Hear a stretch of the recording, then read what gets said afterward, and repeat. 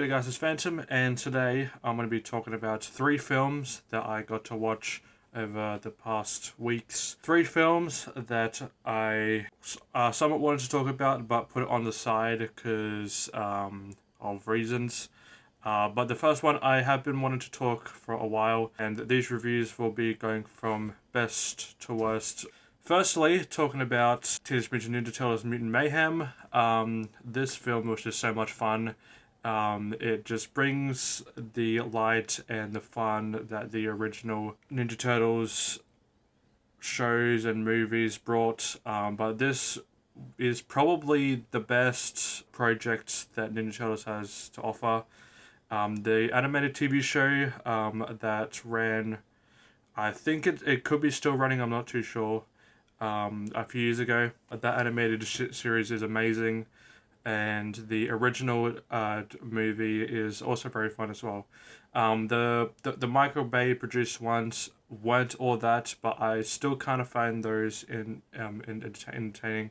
I did play the game on the PS2 or Xbox or whatever, which is probably one of the hardest games I've ever played.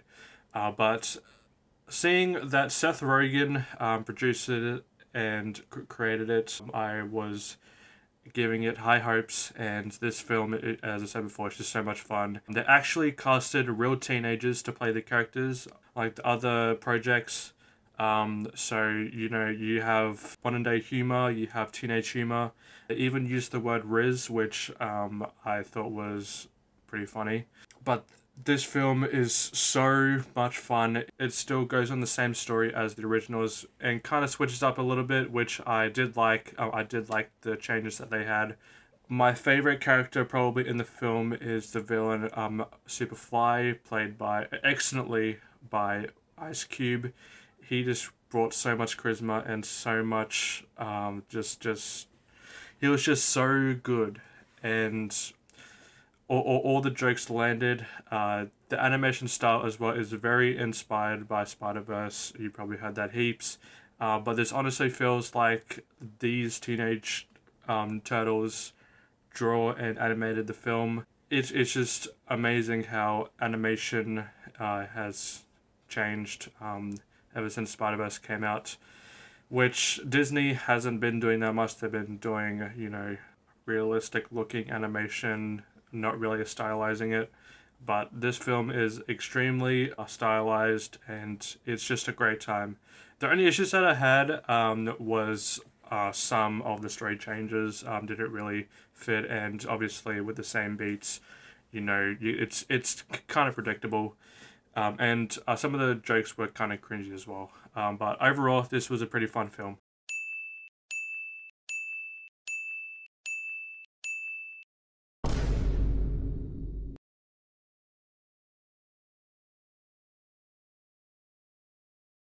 The second film that I'm going to talk about, and I'm going to start talking negative. I haven't done a negative movie or anything review in a long time, but I'm going to be talking about The Little Mermaid live action remake.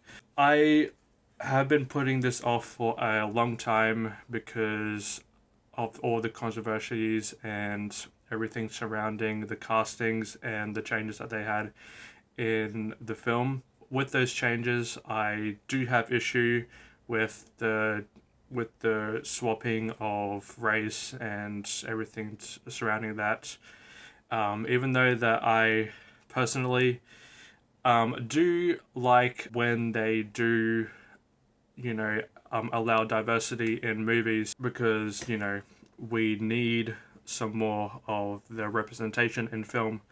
But with The Little Mermaid and the swapping, it's just really unnecessary. Even though yes, she's a fish, she's a mermaid, it is okay, and I can kind of see that argument, but keeping true to the original source material is also very, very much key. With One Piece that came out, and I reviewed that one.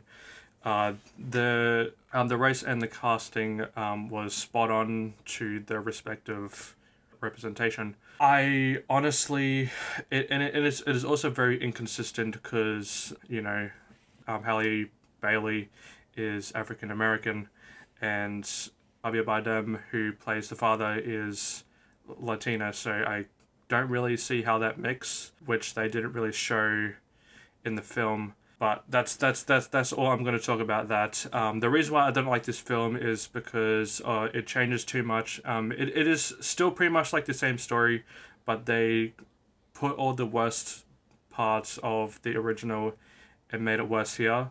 The visual effects were okay, like underwater, but it doesn't look good either. Halle Bailey is a fantastic singer, and all the performances that she did in the film were amazing. But other than that, the film is pretty garbage, and I did not like this film at all. The songs that they brought over from the original were good, but the new songs that they had weren't that good either.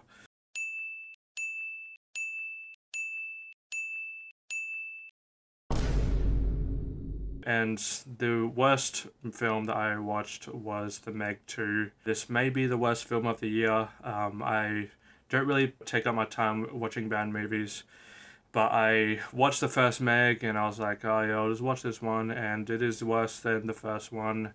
It is just mindless, walking around, driving, talking, whatever, and it's just so boring. The action is about 10% of the film, the starting and the ending, and I mean those parts were kind of cool, but everything else was just dumb and mind-numbing and just very uninteresting.